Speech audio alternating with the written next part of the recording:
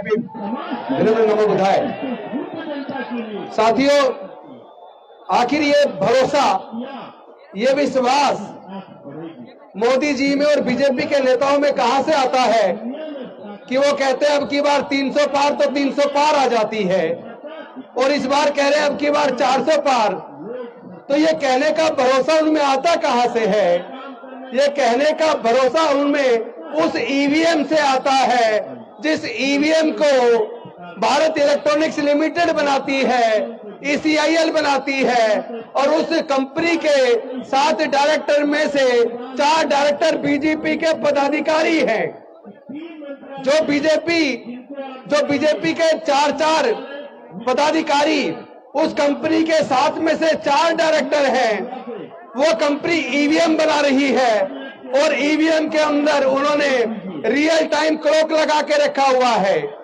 और ये जो 4 टेक्निकल एक्सपर्ट कमेटी के सदस्य हैं, जो IIT के प्रोफेसर्स हैं, वो लोग जो इस सॉफ्टवेयर को बनाते हैं, जो माइक्रो कंट्रोलर चिप जिसके अंदर ये सॉफ्टवेयर की सारी सिस्टम लगाया जाता है, उसी के अंदर प्रोग्रामिंग करते वक्त ये प्रोग्राम फिक्स कर दिया जाता है कि फलानी तारीख को फला टाइम से फला टाइम के बीच जितनी भी वोट पड़ेंगी उसका 60% वोट वो बीजेपी को चला जाएगा। तो फिर आप जितनी मर्जी वोट बीजेपी को हराने के लिए देते रहिए। अगर वो कह रहे हैं अब की बार 400 पार, तो आपकी वोट की चोरी करके वो 400 पार चला जाएगा। लेकिन इस बार भारत के लोग, डॉक्टर बाबा साहब अम्बेडकर को मानने वाले लोग, डॉक्टर बाबा साहब अम्बेडकर की कुर्बानी को बेकार नहीं जाने देंगे, क्योंकि ये वोट का अधिकार इतने आसानी से नहीं मिला है।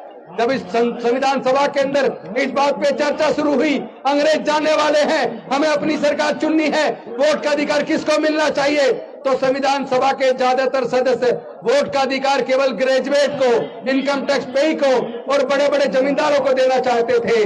लेकिन डॉक्टर बाबा साहब अम्बेडकर जी ने सोचा, इस मनुस्मृति की वजह से जो धार्मिक बंदिश थी, हमारे लोगों को पढ़ने का अधिकार नहीं था, तो हमारे लोग ग्रेजुएट नहीं बन पाए। हमारे लोगों को व्यापार करने का अधिकार नहीं था, तो हमारे लोग व्यापारी नहीं बन पाए, तो इनकम टैक्स पेई भी नहीं बन पाए। हमारे लोगों को संपत्ति का अधिकार नहीं था, तो हमारे लोग जमींदार भी नहीं बन पाए। इसका मतलब ये लोग भारत के दलित, पिछड़े, आदिवासी को और महिलाओं को ये वोट का अधिकार नहीं देना चाहते।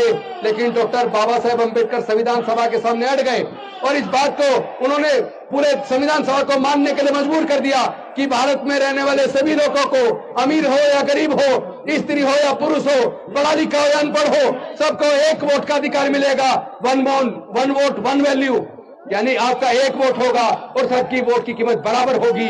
लेकिन ये जो ईवीएम के माध्यम से हमारी वोट की चोरी हो रही है, इस तरीके से ये डॉक्टर बाबा साहब अम्बेडकर की कुर्बानी को बेकार करना चाहते हैं। इतनी आसानी से हमारे पढ़ने के रास्ते इतनी आसानी से नहीं खुले हैं। ये जो नौकरी का रास्ता मिला, तरक्की का रास्ता खोला, ये इतनी आसानी से नहीं हुआ। इसको दिलाने के लिए डॉक्टर बाबा साहब अम्बेडकर जी ने अपने 5 में से 4 बच्चे गंवा दिए, अपनी जवान पत्नी माता रमाबाई को गंवा दिया। तो हमारा सब कुछ इन्होंने जो लूटा है, ये अब चूंकि बाबा साहब ने जो रास्ता खोला था, इन्होंने शिक्षा को महंगा करके वो रास्ता बंद कर दिया, और सब कुछ प्राइवेटाइज करके नौकरी का रास्ता बंद कर दिया, ठेकेदारी पर फैला दी, और अब ईवीएम के माध्यम से हमारी वोट की ये चोरी करते हैं। मैं वामन मिश्राम जी का धन्यवाद करता हूं। उन्होंने सबसे पहले ईवीएम के खिलाफ बैलेट पेपर वापस लाने का जो आंदोलन शुरू किया था, वो आंदोलन अब सफलता की तरफ बढ़ चला है। हम ना झुकेंगे, ना डरेंगे, ना बिकेंगे, ना डॉक्टर बाबा साहब अम्बेडकर की कुर्बानी को बेकार जाने देंगे। हर प्रकार की कुर्बानी देकर हम बैलेट पेपर वापस ला के रहेंगे। बहुत बहुत धन्यवाद। नमो बुद्धाय। जय भीम, जय भारत। बहुत बहुत धन्यवाद सर। अब